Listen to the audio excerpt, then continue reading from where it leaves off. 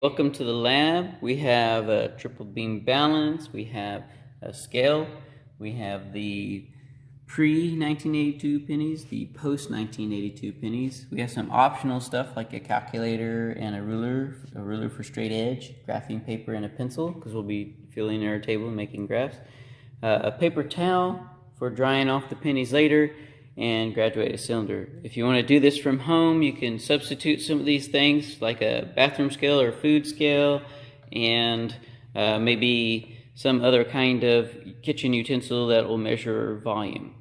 Otherwise, just follow along the video and we'll do the lab together. So first step is to make sure that you have a graduated cylinder filled up to 50 milliliters, and you always measure to the bottom of that line. It's called the meniscus, and notice how it kind of curves up onto the side walls because of cohesion and adhesion. And this is at exactly, maybe not be able to see this in the video, but it's at exactly at 50 milliliters. So be sure to record that on your data table. Next step, I put my scale and turn it on, and I set the units to gram, and then I'm going to hit tare so that I'm not counting this cup at all, because that would be some of that right there. So I'm going to hit tare, and then I'll add 5 of my 1982 pennies.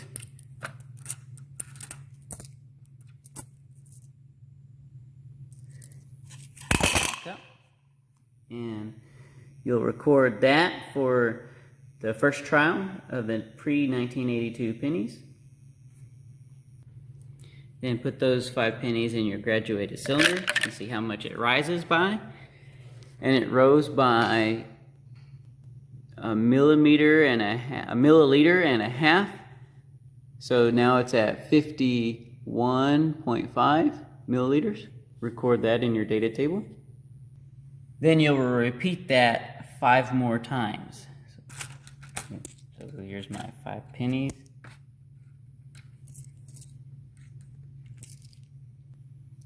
Scale, and drop them in there again. Now you've got 10 pennies in there. That measurement's going to be 51, 2, 3, right at the 53 line, 53 milliliters. Record that. And still on part 2 now. Did that with the pre-1982 pennies again. Got the measurement right there. Drop them in the graduated cylinder. Took the measurement, and that is, now it is at 55 milliliters. Masked them again. Took their volume again. Now it's at 56.5 milliliters. Masked them again. Take the volume. Now it is at 59 milliliters.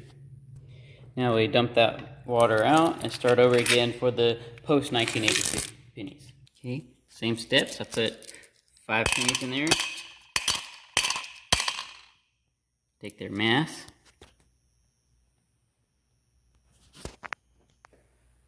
Their volume here is at 52 exactly. Mass them again, the next 5, and then volume again.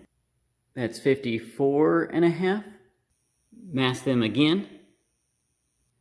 Volume is now at 55.5. Mass again.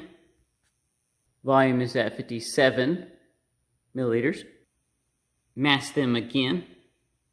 And the final volume is 59.